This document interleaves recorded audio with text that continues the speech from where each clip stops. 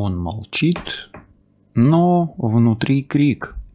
Ты нужна ему сильнее, чем он готов признать. Он хочет сказать тебе все, но держит это в себе. И сегодня мы услышим, что он хочет тебе передать. От сердца, от души. Смотри внимательно, карты не врут. Приветствую всех, друзья, с вами на связи таролог Алехандро. Мира вам и вашему миру. И сегодня вас ждет мощнейшее откровение для тебя от него. Все его мысли, чувства, возможные планы и все, что откроет нам потоковое чтение на картах Таро сегодня. Друзья, этот расклад Таро, скорее всего, больше для женщин, но мужчины также могут посмотреть, возможно, на ситуацию со стороны, возможно, на себя со стороны, а возможно, с другой стороны и применять это толкование с точки зрения женских чувств, мыслей и так далее. Настройтесь на себя, на свою ситуацию, на своего мужчину. Вас ждет мощнейшее откровение от него для тебя. Друзья, давайте начнем с глубинных каких-то вот импульсов его. И давайте посмотрим. Первое, что я хотел бы открыть для вас сегодня, это какое чувство он больше всего хотел бы выразить.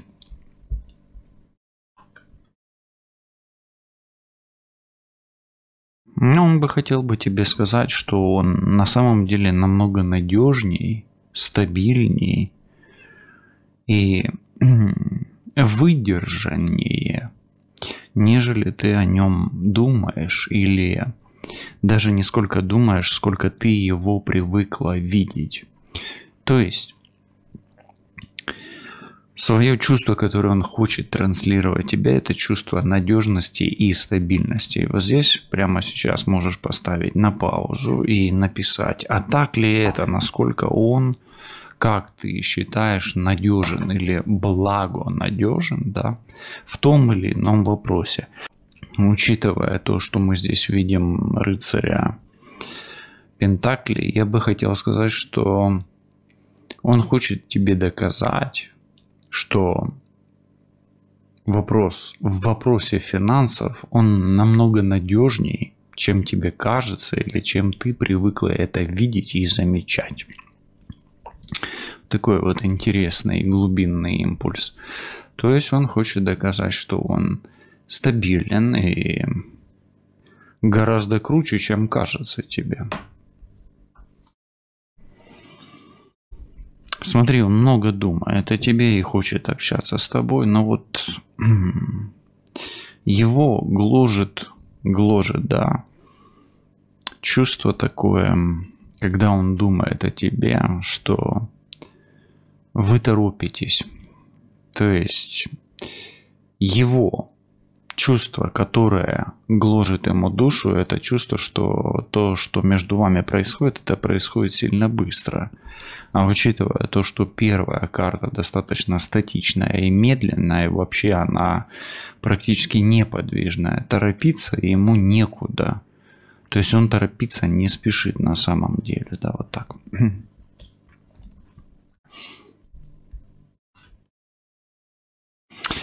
И он, знаешь, не решается это сказать вслух, потому что он боится, что ты его осудишь. Он не решается об этом сказать вслух, что вы торопитесь, что он гораздо надежнее. Потому что боится, что ты его осудишь. Так ли это? Можешь написать тоже в комментарии.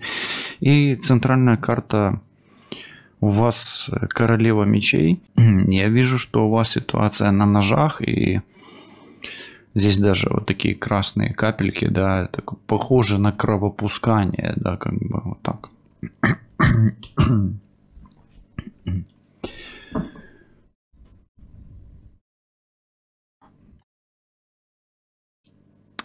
То Ты знаешь, он постоянно крутит в голове признание такое, как будто бы, что все начнется снова, как только все закончится. Слышишь, да? То есть даже если все закончится, он думает, что опять все начнется. То есть он крутит в голове свои признания того, что как бы все не закончилось, все может начаться снова. То есть он постоянно подсознательно надеется на перерождение того, что между вами происходит сейчас, или на изменение и трансформацию того, что между вами. И 13-й аркан как бы показывает нам то, что он готов прокручивать в своей голове тебе признание в верности или в надежности даже, да, вот больше в надежности, чем в верности. Несмотря на то, что между вами все закончено. У меня такое ощущение, что он хочет оправдаться, но при этом он не планирует ничего менять. И да, и вы друг друга не очень хорошо понимаете. Пока что так идет.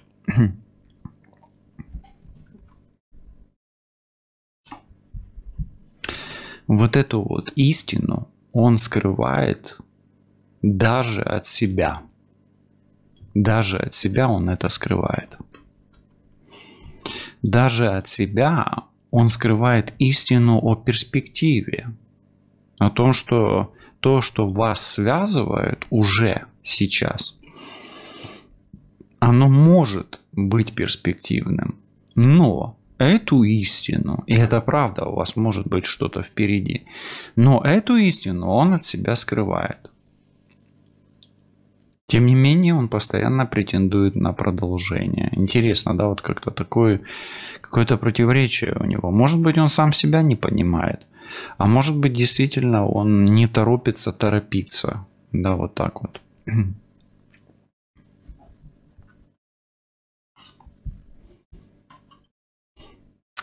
Смотри, его делает уязвимым энергия треугольника.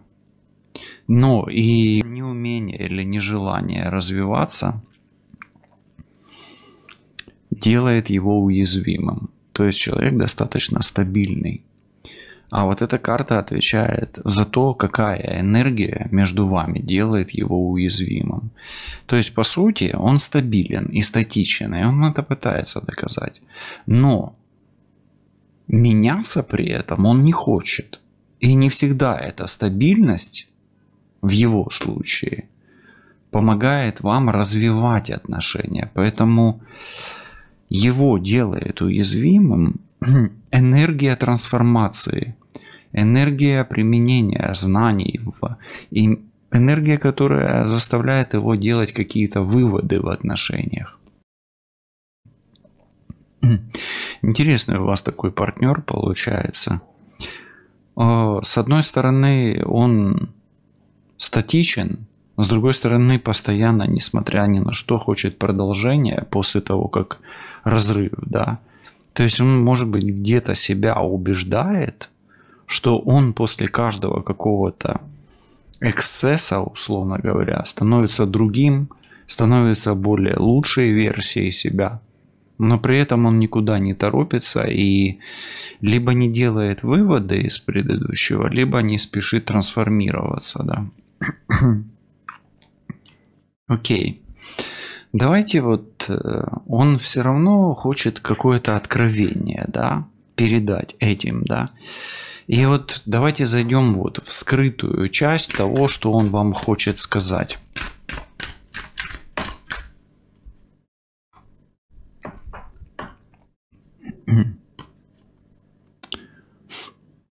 Когда он на тебя смотрит, он чувствует себя одиноким. И вот через свой взгляд, он пытается тебе передать чувство одиночества, что ему тебя не хватает. И глядя на тебя, он верит в то, что у вас болит, да, болит у вас вот эти две карты: конфликт и трансформация. То, что болит, то будет излечено. Ну, может быть, какой-то проблемный момент через взгляд. Он пытается тебе передать, что вот глядя на тебя, он пытается тебе передать, что то, что плохое между вами есть, оно будет как бы трансформировано и излечено еще раз, да.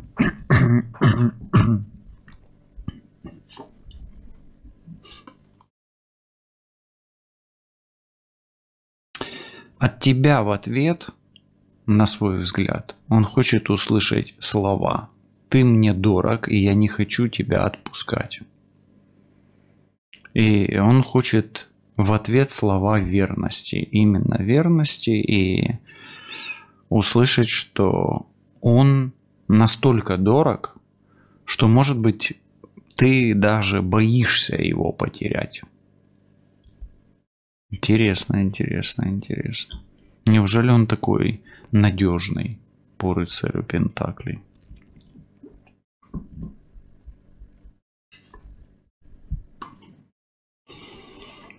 Он боится, что если ты узнаешь его правду, а здесь две женщины, то возьмешь полностью ситуацию под свой контроль, в том числе финансовую, ну и правовую.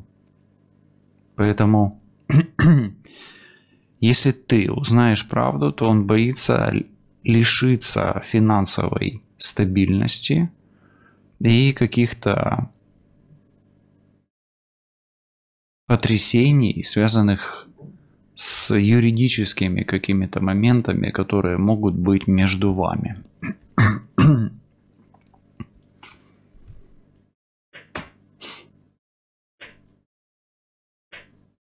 И тем не менее, у него с тобой ассоциируются очень теплые, глубинные, чувственные ассоциации. Ты у него ассоциируешься с мамой и с чем-то очень близким и теплым.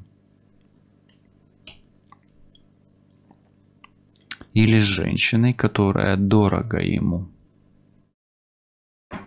Это глубинные ассоциации, и это скрытая часть его послания. То есть образ матери и самой дорогой женщины для него связаны с тобой. Смотри, одни королевы идут. И если бы было все по-другому, он бы тебе сказал, что ты для него самая дорогая женщина, самая лучшая хозяйка и самая лучшая мать его детей, возможно. Да, тут это тоже есть.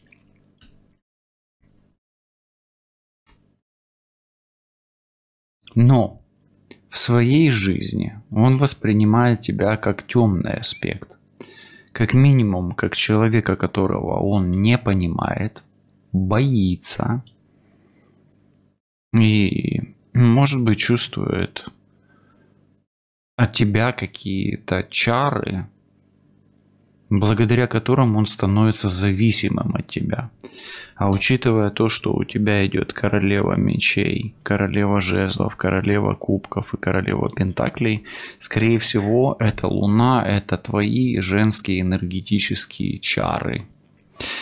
Ну, то, что эта луна падает под тройку пентаклей, может говорить о том, что у вас там треугольник, но применяйте к себе, потому что это общий расклад. И вам виднее, да, в этой ситуации, если есть треугольник, две тройки, да, то может быть это одна из женщин. Но если треугольника нет, тогда действительно у тебя есть какая-то энергия, твоя личная. И действительно, на самом деле он воспринимает тебя в своей жизни как некую загадку и некое неведомое ему влияние на него, из-за которого он становится как будто бы под контролем. да, или зависимые от этого влияния, или подвластные этому влиянию, которое идет от тебя. Ну, флюиды, энергии, магия, но все это твое, а не чье-то, да, если нету треугольника. Окей, давай немножечко посмотрим послание о его внутренних конфликтах.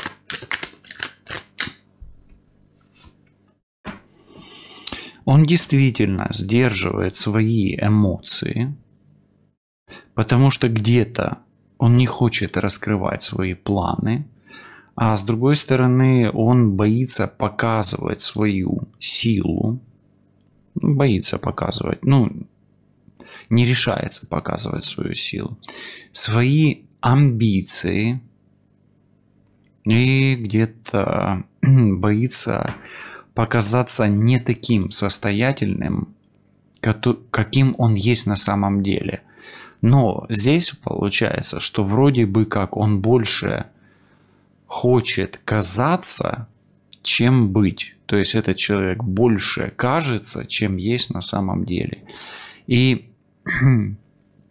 он сдерживает эмоции свои, чтобы не засветить разницу между тем, что он есть, и тем, чем он кажется на самом деле.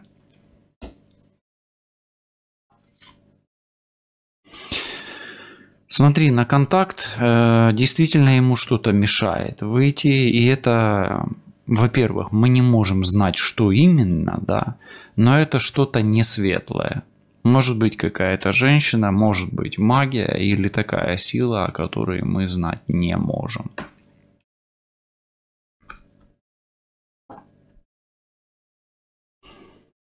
Когда он смотрит или ощущает твое молчание, да, или когда ты молчишь, а он хочет, чтобы ты говорила, он думает, что...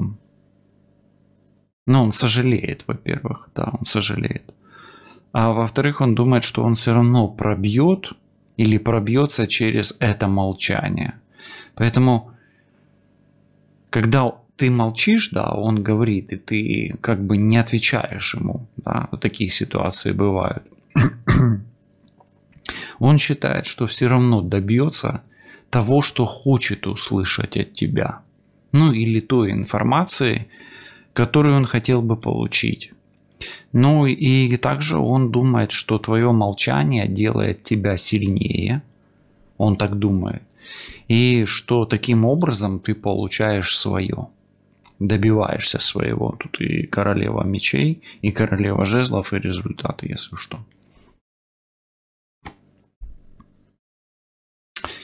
Твою реакцию на вот это то, что между вами происходит, и он интерпретирует как твою силу, какая бы она ни была.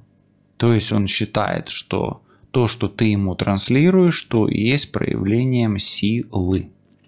Окей, такое может быть, да, например, ты молчишь, и он воспринимает это как силу. Или ты, например, кричишь, он воспринимает это как силу. Или то, как ты реагируешь, да. После встречи с тобой ему тебя не хватает, выпадает императрица. И вот как он борется с собой? Он страдает, он хочет тебя. То есть ему хочется близости именно. Императрица. То есть он видит твой образ. И здесь, смотри, падает сила и императрица. А императрица у нас всегда карта, которая говорит о сексуальности, о потенциале и о женственности. И здесь, смотри, королева мечей, королева жезлов, королева кубков, королева пентаклей, императрица замыкает. Это говорит о том, что ты женщина, которая обладает всеми 4 качествами всех королев и являешься императрицей, архетип. И здесь Луна — это твои действительно магические чары, благодаря которым ты владеешь его способом воспринятия тебя. Вот прослушай еще раз. То есть ты императрица, и твои чары — это та сила, благодаря которой ты владеешь его способом восприятия тебя. Если бы не твои чары, он бы тебя воспринимал совершенно по-другому, в контексте более слабого человека.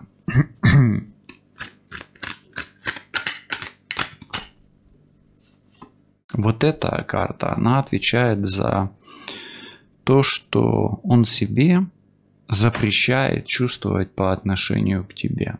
Ну, такое тоже бывает. Это связь, и он запрещает себе чувствовать по отношению к тебе ту энергетическую связь и связь сексуального характера. То есть он к тебе привязан, по сути, скорее всего, благодаря той луне, которая над этой картой. Давай теперь немножечко посмотрим вот то признание, которое рвется наружу, да? Признание, которое рвется наружу.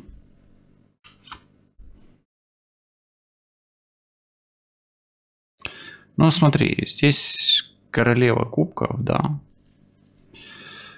А здесь туз кубков, да. Я немножко перепутал, ну, давненько с этими картами. Ничего страшного. То же самое. Здесь любимая женщина, а здесь он не может тебе сказать напрямую, что ты та женщина, которой он испытывает так много чувств, что если бы они все вылились наружу, то, наверное, это бы затопило все пространство, которое есть между вами, или эмоциями, или слезами, или чувствами. И действительно, еще эта эмоция тоже, это архетип матери все-таки, да, больше похожий на туз кубков. И ты похожа на мать, или ты похожа на самую дорогую, любимую женщину. Очень интересный сегодня расклад.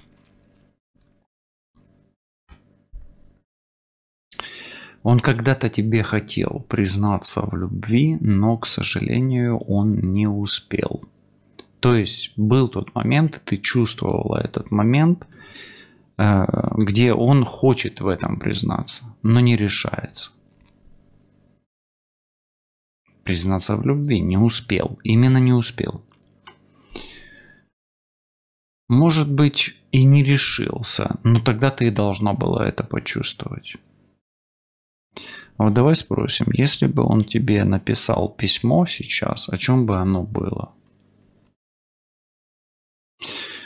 Он бы сказал о страсти, которую к тебе испытывает, и о тех обстоятельствах, которые он, к сожалению, не может преодолеть, но чувствует свою вину за то, что стал невольным создателем и архитектором тех самых обстоятельств.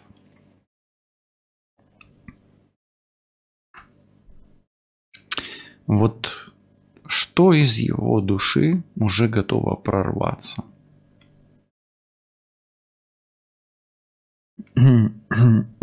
Крик.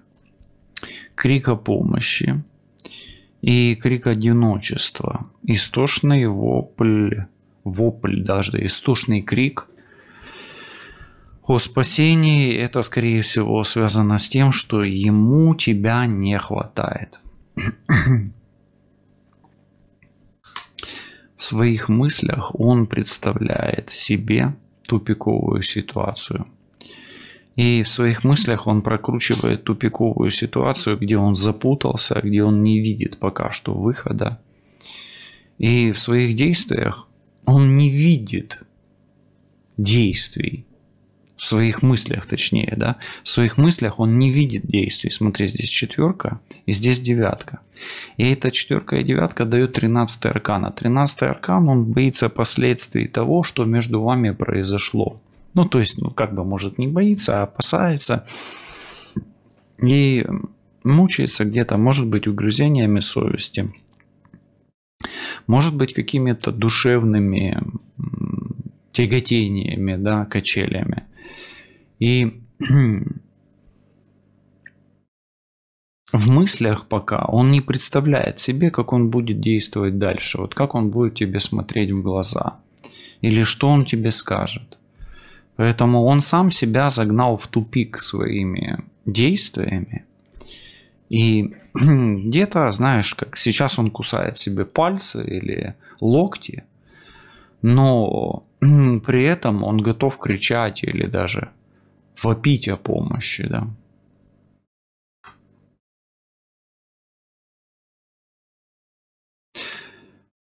Он хотел бы тебе доверить шанс, да, или дать тебе, ну, как бы возможность, ну, карт-бланш, или наделить тебя возможностью, чтобы ты дала ему шанс. Но, тем не менее, вот он, что бы он хотел тебе доверить, да, но не находит повода. Он бы хотел доверить тебе именно шанс, свой шанс. То есть он какой-то шанс свой не использовал, а теперь как бы дает тебе пас, да, и доверяет тебе этот шанс. У меня такое ощущение, что этот человек как бы сейчас, да, у меня идет такой месседж, что этот человек где-то не решился на что-то, а теперь как бы эту нерешительность пытается переложить на вас, да, вот, ну, так тоже бывает, да, то есть, или переносит ответственность себя на вас, да. А давайте немножечко посмотрим знаки судьбы, которые между вами есть, да, и вот каким будет его следующий внутренний шаг, да. Следующий его внутренний шаг – это импульс, огненный импульс, и он попытается тобой манипулировать. То есть он попытается взять ситуацию под контроль и делать так, чтобы ты делала так, как он хочет.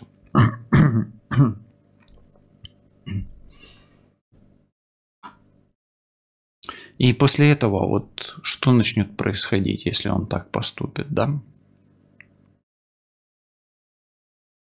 Ну, после этого, может быть, между вами начнет что-то налаживаться. Может быть, решение финансового вопроса, но у меня такое ощущение, что ты используешь этот шанс, и это будет шансом на примирение и на улучшение ситуации между вами, на сближение.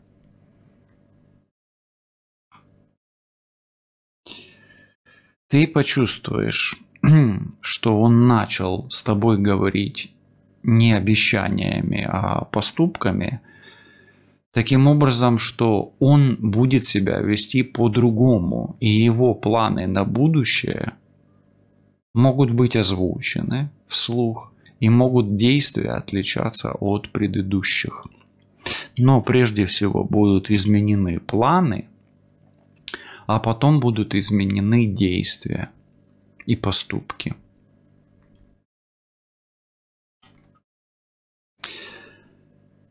Туз жезлов, момент откровения будет, и это будет и слово, и дело. То есть он должен будет пообещать и сделать.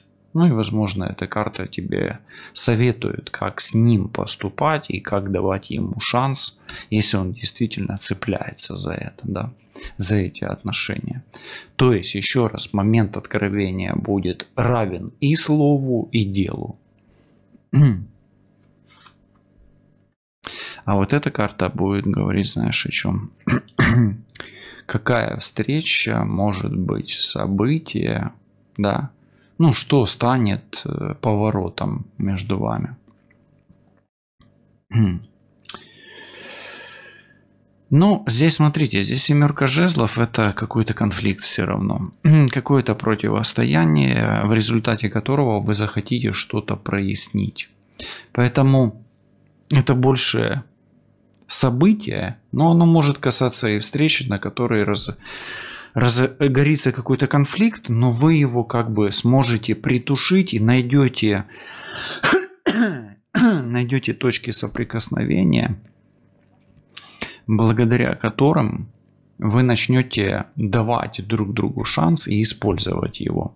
Ну и он будет давать вам этот шанс, и вы будете ему давать шанс. То есть здесь будет обоюдно, скорее всего. Вот что тебе готовит судьба, как некий знак от него? Он появится и сделает какое-то интересное, заманчивое, интересное предложение. Может быть, даже где-то экстремальное. Может быть, просто, ну, тут экстрим, да, ходули на льду, да. Может быть, предложит тебе пробежаться по тонкому льду, рискнуть чем-то. Ну, смотри, судьба готовит тебе от него как знак, он придет тебе с предложением. Да, оно может быть противоречивое, да, вы из-за этого, может быть, даже поспорите каким-то образом, но тем не менее для тебя это будет знак, и тебе, ну, действительно стоит его принять. А давай немножко посмотрим еще глубже и посмотрим такие как бы тайные глубины его души, да, вот что он видит во сне, связанного или связанное с тобой. Ты знаешь, во сне, связанное с тобой, он видит, как ты его отталкиваешь, какой-то конфликт, или как ты его игнорируешь. Или он тебе говорит, а ты молчишь и его не замечаешь. Интересно. Похоже, твой игнор работает, да? Вот если бы он смог, он бы тебе шепнул вот такие слова.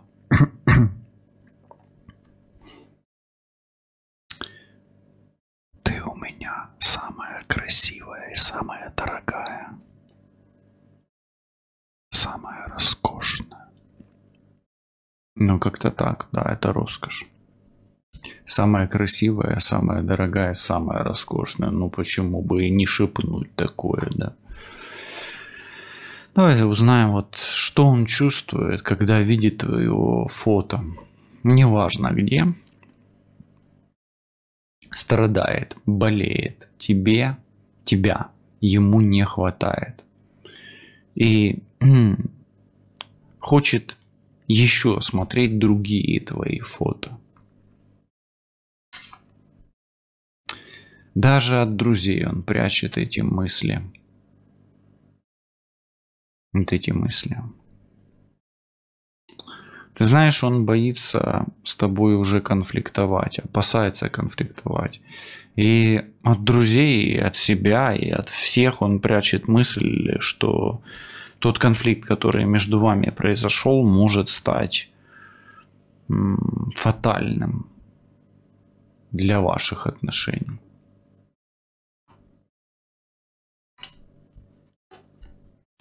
После последнего контакта с тобой он осознал, что без тебя ему очень тяжело, и что его душа без тебя болит, страдает, скучает. В его память врезалась вот эта вот фраза, ну или жест, взгляд, вот что врезалось в его память. Ты знаешь, здесь, по-моему, такая фраза: «Мне больно, и давай договоримся». Что-то о боли и о возможности продолжить диалог, дискуссию и продолжить, да, давай продолжим, но мне больно при этом. Ну и, возможно, вы его обвиняли в том, что он как-то ведет себя по-дурацки. Ты что, дурень, да, вот так как-то. Ты нормальный, ты в адеквате, вот как-то так, вот это вот. Пророческое откровение. В своем сердце он несет вот такой вот образ тебя.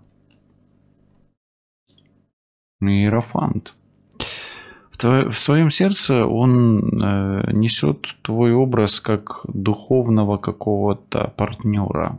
Духовное партнерство, поэтому в своем сердце он несет твой образ как человека, похожего на него, и с которым он слышит что-то большее, понимает что-то лучше, говорит что-то четче и обоняет и осязает что-то ярче. То есть, по сути, где-то это образ священный или святого человека, или просветленного человека.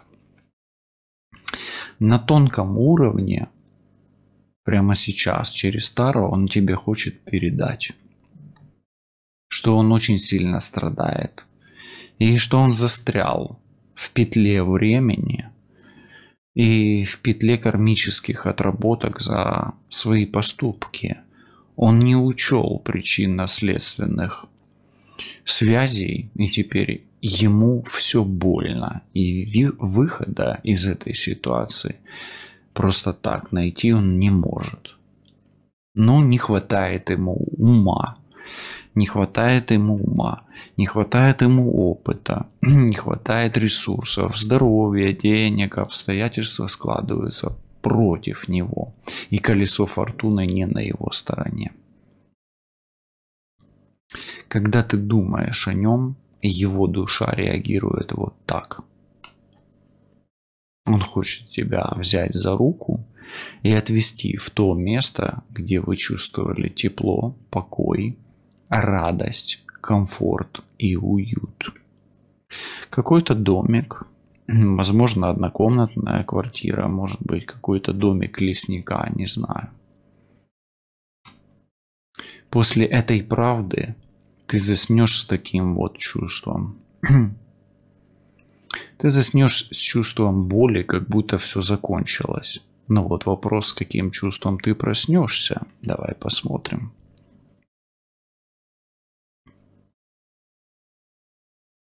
Ты проснешься с больным сердцем. Давай спросим, стоит ли тебе продолжать эти отношения? Ну, здесь все под твою ответственность. Карты не отрицают продолжение, но если я говорю, что все под твою ответственность, то вот вопрос, а где же его ответственность? Похоже, тебе придется схватить его за волосы и надуть его, как жабу, чтобы он начал двигаться вверх или расти и трансформироваться. А что будет, если ты уйдешь из этих отношений? Ты будешь права. Ты будешь права, но помни о том, что ты поступишь достаточно жестко. И если ты человек, который не склонен к жесткости, возможно, тебе не стоит торопиться, а все взвесить. Если ты вдруг уйдешь, он будет тебя возвращать? Да, возможно. Но здесь нужно продумать свой уход и оценить все, что ты теряешь в случае, если ты не... если нужно продумать, что ты теряешь, если он не будет тебя возвращать. Но, скорее всего, будет. Есть ли счастье с этим человеком? Да, но оно не из простых. И тот кармический узел, в котором находится твой партнер, он может касаться и тебя в том числе. К сожалению, это так, десятка жезлов. То есть быть счастливыми в этой паре вам будет очень нелегко. Давай так спросим. Уйти или остаться? Не уйти и не остаться, смотреть и наблюдать за ситуацией. И давай так, уйти или остаться? Ответ: разбираться. Наблюдать и разбираться. Вот так. Конец или пауза?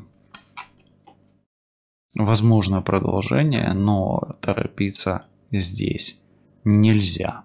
Без сомнения. Почуємось. До зустрічі. Па-па.